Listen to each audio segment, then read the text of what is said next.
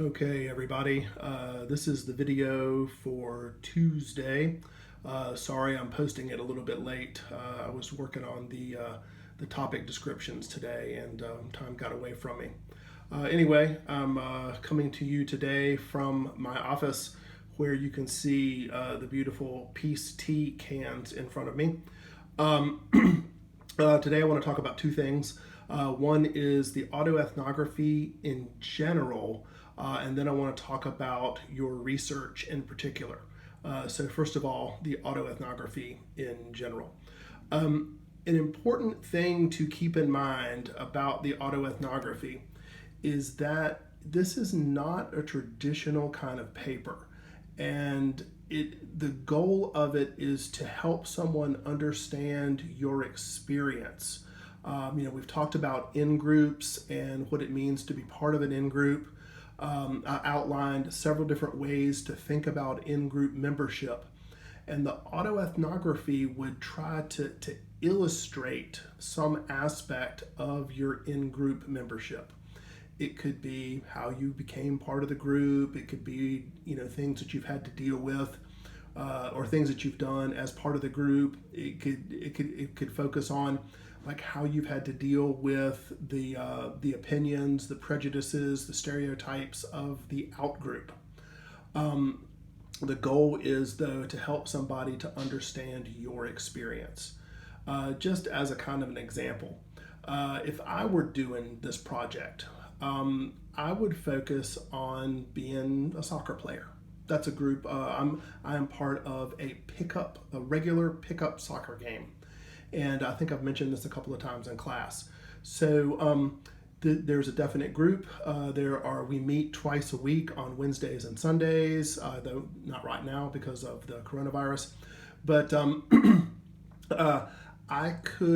my goal would be to try to help someone understand my experiences as part of that group.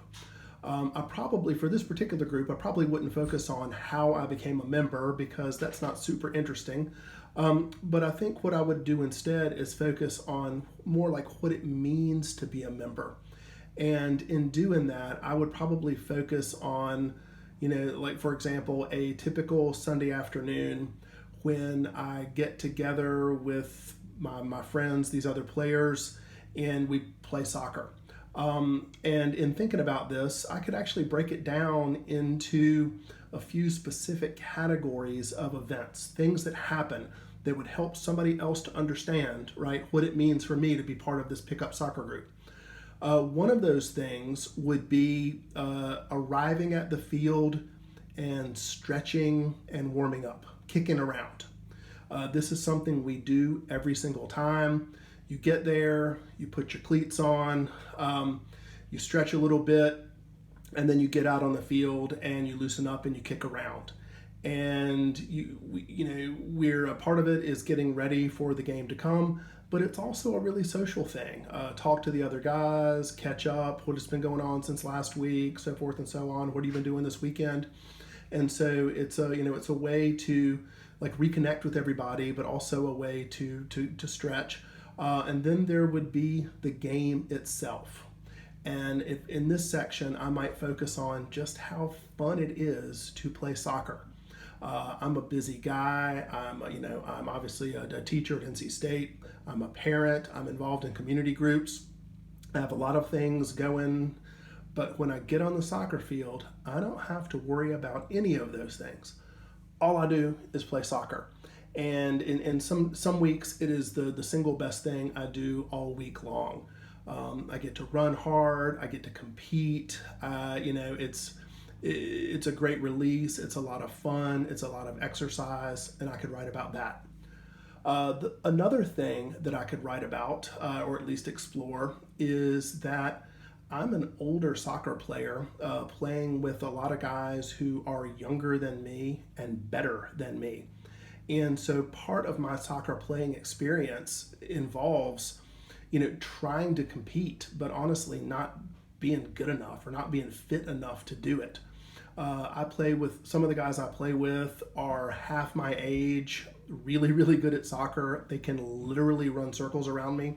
And sometimes they do. I mean, sometimes I can stop them, but whatever. So the first part of my paper might focus on getting there and stretching and seeing my friends. A second topic might be getting on the field and playing and just how fun that is and the great physical activity. The third thing might be like being humbled on the field sometimes. And then there's a fourth one too. And this is something that you guys don't have to worry about yet, but you will in a few years. And that's pain. After the game, the day after the game, it hurts. Sore ankles, sore legs, sore hips, whatever. And as a middle-aged athlete, not athlete, but soccer player anyway, that would be something that's key to my experience as well. If you want to understand what it means for me to play soccer, you have to hear about the pain too, right? So I'm not trying to prove that soccer is good. I'm not trying to write about how many people play soccer or why it's a great sport or worldwide popularity or anything like that. All I'm doing is trying to get somebody to understand what it means to me to play soccer and what it's like for me to be part of this pickup soccer in-group. So I do have a purpose and point. I want people to understand those things, but it's not a traditional kind of argument. So anyway, I hope that helps you to understand the autoethnography a little bit better.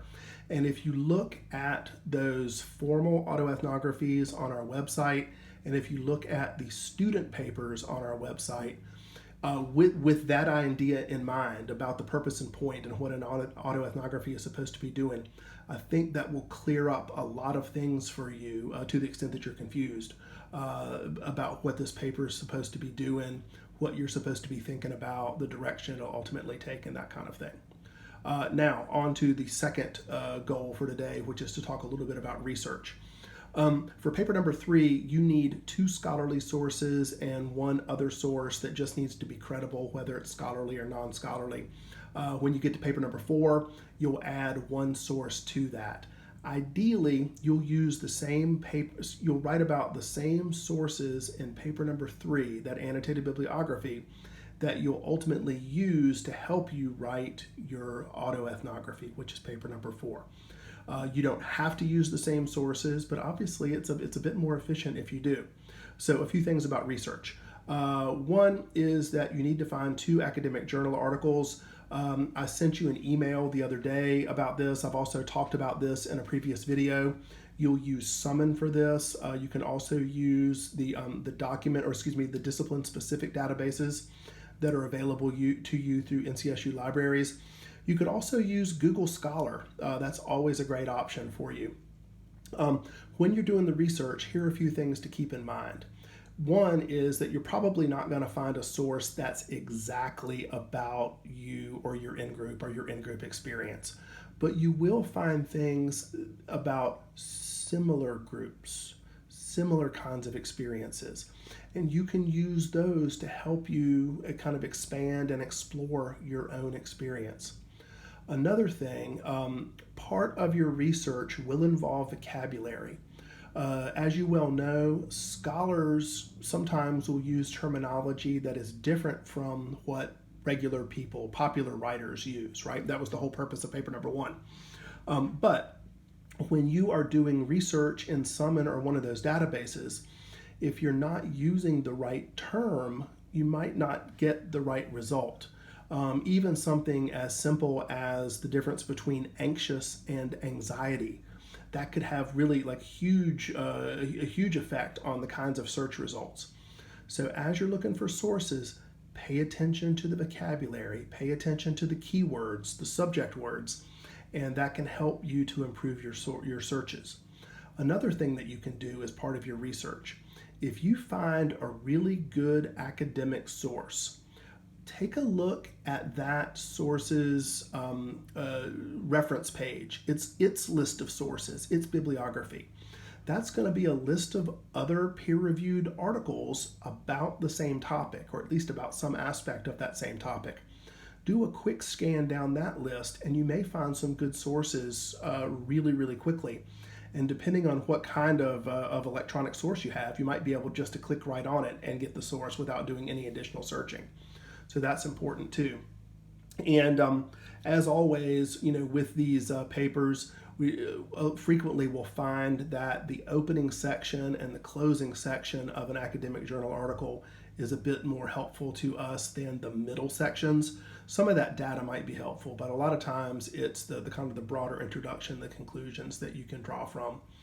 And then I think I've already mentioned in a previous video about non-scholarly sources. Obviously, you have newspaper and magazine kinds of articles, and you can use personal accounts as well, right?